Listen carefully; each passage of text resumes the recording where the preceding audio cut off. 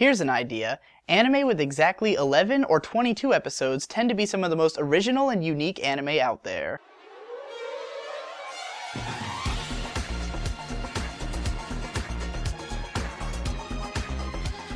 The vast majority of anime series that run for exactly one season tend to be either 12 episodes or 13 episodes long, and shows that run for 2 seasons are usually 24 or 26 episodes long respectively. However, every once in a while, for some reason, you get a show that's either 11 or 22, and it's always, without fail, one of the most bizarre and interesting animated series to come out. A lot of these shows can be attributed to the somewhat famous anime time slot, Noitamina, which is animation spelled backwards. See, what a lot of fans outside of Japan don't know is that a lot of anime are created specifically to fit in with certain time slots on TV, which makes sense because that's how most shows are made, but people just don't tend to think of it that way when it comes to anime. You might have a midnight slot on one channel that pretty much always runs suspenseful light novel adaptations or something like that, and the Noitamina block was created specifically to run shows that would appeal to viewers outside of the typical anime fan base of young men and young boys and little girls. In other words, Noitamina mostly consisted of shows aimed at young women when it first started off, and the first few shows that came out on the time slot really well fit into that demographic. But as time went on, they started involving a lot more shows that were really experimental and out there. Shows that didn't really fall into any one demographic, but were just not like any other shows that were coming out. Some of the first ones they did were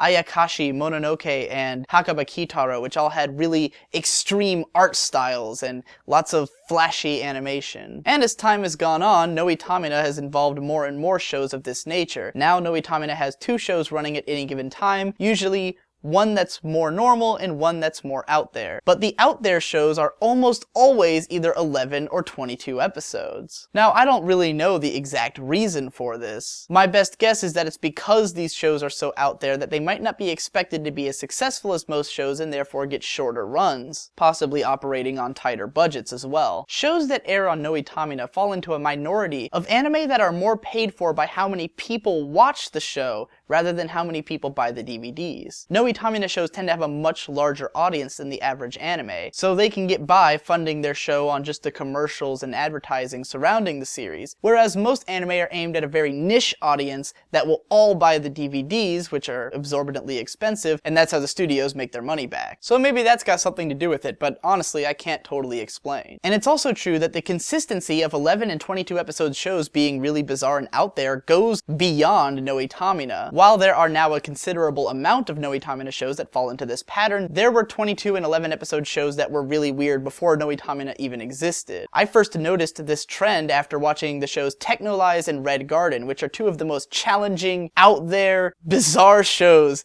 that I've ever seen in any medium. There's even one anime series, Ergo Proxy, which is known for being incredibly strange, that has 23 episodes, and I don't think there's like any other show that has 23 episodes. So if you ever want to diversify your anime viewing and see some stuff that you will not see elsewhere, some really experimental, interesting, and different shows, for better or for worse, not all of these are necessarily great, but a lot of them are, then definitely check out any shows with 11 or 22 episodes. I'm going to put a list of as many of them as I can find in the description, with notes on whether or not I've seen them, what I thought of them if I did see them, just with like a little number score, and you can check them out if you're interested in seeing some out there, experimental, interesting stuff. Also, be sure to subscribe to my channel for more videos like this one, and if you've seen any 11 or 22 episode shows, leave some comments below and tell me what you thought of those shows, and if you are interested in watching any more shows that fall into this pattern. Also, if you're following the current season of anime, check out my